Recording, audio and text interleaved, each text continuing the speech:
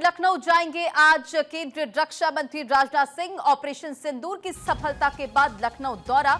Lucknow airport पर होगा राजनाथ सिंह का भव्य स्वागत। केएन मेमोरियल हॉस्पिटल के रजत जयंती समारोह में भी शामिल होंगे।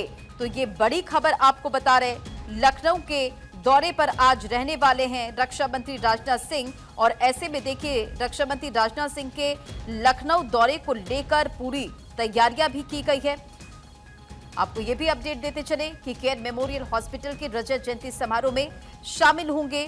और ऐसे में ये जो तमाम कार्यक्रम हैं, इसे लेकर पूरी तैयारियां की गई है। तो लखनऊ के दौरे पर रक्षा मंत्री राजनाथ सिंह रहने वाले हैं। ऑपरेशन सिंदूर की सफलता के बाद देखिए, आज ये दौरा बेहद खास होगा।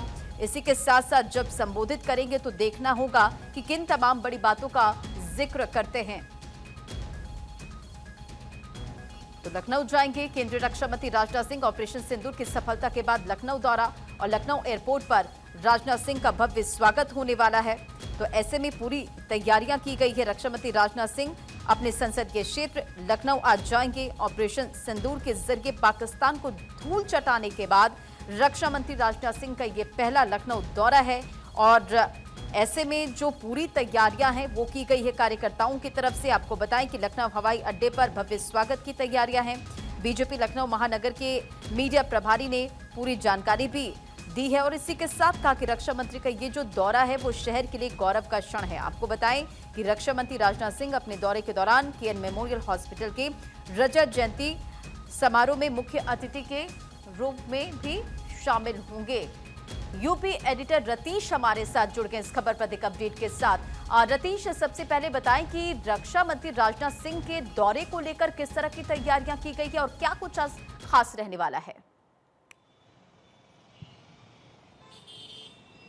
देखिए, राजधानी लखनऊ रक्षा मंत्री राजनाथ सिंह का संसदीय क्षेत्र भी है। ऑपरेशन सिंदूर के बाद ब्रह्मोस मिसाइल की प्रोडक्शन यूनिट के उद्घाटन के लिए उनको आना था, लेकिन जो सीमा पार और सीमा पर जो टेंशन के माहौल थे, उस बीच राजनाथ सिंह लखनऊ नहीं आ पाए थे। और उसके बाद ये कहा जा सकता है कि ऑपरेशन सिंदूर के बाद पहली बार ऐसा है जब वो अपने क्षेत्र में आ रहे हैं, अपने संसदीय क्षेत्र में आ रहे हैं। इसके लिए तमाम तैयारियां की गई हैं। तस्वीरों के जरिए आपको दिखा देते हैं। असदगंज चौराहे पर हम मौजूद हैं। इस तरीके की तस्वीरें लगाई गई हैं। ऑपरेशन सिंदूर की सफलता एवं भारत की सैन्य श्रेष्ठता को साबित करने वाले देश के यशस्वी रक्षा मंत्री राजनाथ सिंह का हार्दिक स्वागत किया जा रहा है। उनके संसदीय क्षेत्र में राजनाथ सिंह की दूसरी एक होर्डिंग लगी है जो लखनऊ की मेयर हैं, उनकी तरफ से लगवाई गई है ऑपरेशन सिंदूर की बधाई देते हुए।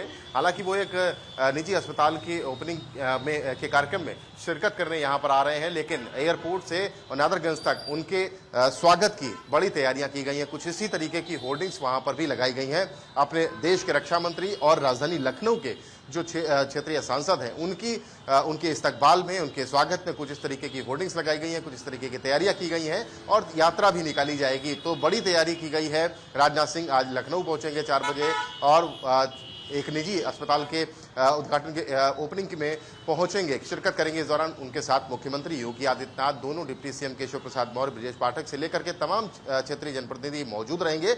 लेकिन लखनऊ उनका संसदीय क्षेत्र है और लखनऊ वासी उनके स्वागत के लिए बहुत बड़ी तैयारी करके बैठे हैं। तिरंगा यात्रा निकाली जाएगी और यात्रा के जरिए उनको एक आभार देने की कोशिश की जाएगी, क्योंकि देश की सेनाओं का जो शौर्य देखा गया है, भारतवासियों ने देखा है, देशवासियों ने देखा है। रक्षा मंत्रालय उन्हीं के पास है, रक्षा मंत्री वही हैं और प्रधानमंत्री नरेंद्र मोदी के साथ साथ वो दृढ़ता के साथ खड़े रहे हैं, अपनी सेनाओं का शौर्य मनोबल बढ़ाते हुए दिखे हैं। ऐसे में राजधानी वासी आज उनका आभार प्रकट करेंगे। जी बिल्कुल रतीश, और रक्षा मंत्री, और हमने देखा कि ऑपरेशन सिंदूर में एक बड़ी भूमिका उन्होंने निभाई है। बैक टू बैक बैठक करते नजर आए। ऑपरेशन सिंदूर किस तरह से सफल हो और इसकी सफलता का जिक्र आज दुनिया भर में भी हो रहा है। तो जाहिर तौर पर आज लखनऊ की धरती से भी एक बड़ा मैसेज दे सकते हैं।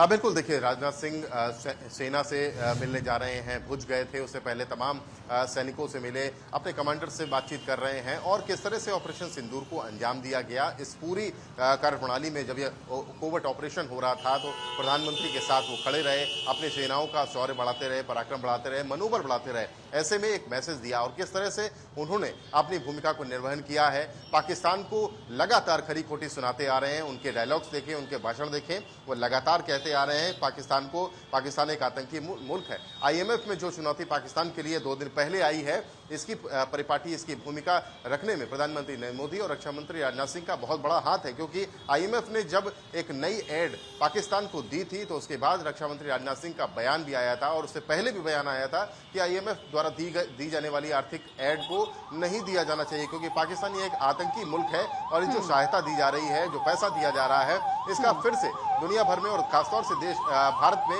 आतंकवाद फैलाने के लिए पाकिस्तान इस्तेमाल करेगा। आज उम्मीद ऐसी है कि आज फिर से रक्षा मंत्री राजनाथ सिंह पाकिस्तान को राजधानी लखनऊ की भूमि से एक फिर से खरी खोटी सुनाएंगे और उसके मंसूबों को नाकाम करने वाली जो बातें हैं वो अपने क्षेत्रवासियों को और देशवासियों को यहाँ से बड़े संदेश के रूप में जरूर देंगे। बिल्कुल, एक बड़ा संदेश वो देंगे, लेकिन जरा आप ये भी एक बार अपडेट कर दीजिए कि वक्त क्या है, कितने बजे रक्षा मंत्री राजनाथ सिंह पहुंचने वाले हैं? देखिए, रक्षा मंत्री राजनाथ सिंह का 4 बजे पहुंचने का कार्यक्रम है। 4 बजे 4:30 बजे केएन मेमोरियल हॉस्पिटल जाएंगे, जिसे पहले मेयो हॉस्पिटल के नाम से जाना जाता था।